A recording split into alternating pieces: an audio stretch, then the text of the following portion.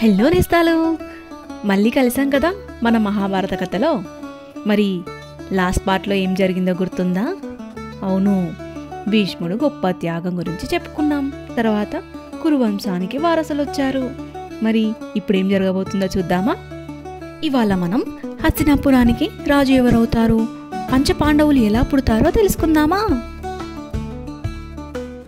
హస్తినాపురానికి ఇప్పుడు భీష్ముడు పాలకుడులాగా ఉన్నాడు. కానీ తాను రాజును కాదని చెప్పాడు. ధృతరాష్ట్రుడు పెద్దవాడు అయినా అతనికి కంటి చూపు లేనందువల్ల అతన్ని రాజుగా ఎంచుకోరు. తర్వాత పాండు కాబట్టి అతన్ని రాజ్యానికి రాజుగా చేస్తారు. విదురుడు బుద్ధివంతుడైన సలహాదారుడుగా వ్యవహరిస్తాడు. రాజుగా ఉన్న పాండు కుంతిని వివాహం చేసుకుంటాడు. తర్వాత మద్రదేశపు రాజకుమార్తె మద్రిని కూడా వివాహం చేసుకుంటాడు. ఒకరోజు పాండు తన ఇద్దరు భార్యలను తీసుకొని అడవిలోకి వేటకు వెళ్తాడు. అక్కడ ఇద్దరు జంతువులా కనిపించే జంటను బాణంతో చంపేస్తాడు. అతనెవరో తెలుసా? తపస్సులో ఉన్న ఒక మహర్షి, ఇంకా అతని భార్య. అప్పుడు ఆ మహర్షి కోపంతో పాండుని శపిస్తాడు. ఆ శాపం పాండు జీవితాన్నే మార్చేస్తుంది. ఇంకా అప్పటి నుంచి తాను రాజ్యాన్ని వదిలేసి అడవిలోకి వెళ్ళిపోయాడు. కుంతి మాద్రి కూడా ఆయనతో కలిసి వెళ్లారు, ఎంతో ప్రేమతో. పిల్లలు, ఇక్కడే అసలు కథ మొదలవుతుంది. కుంతికి చిన్నప్పుడే ఒక మాయాశక్తి వచ్చింది.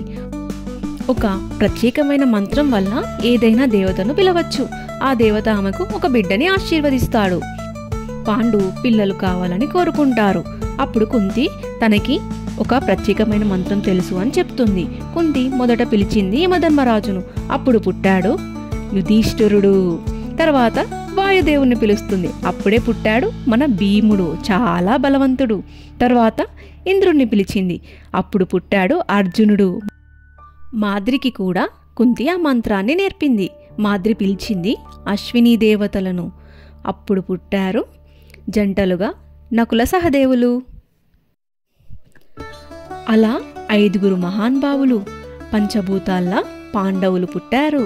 పాండు, కుంతి, మాద్రి ముగ్గురు పిల్లల్ని ఎంతో ప్రేమగా పెంచారు. పిల్లలు, కథ ఇంకా చాలా ఉంది.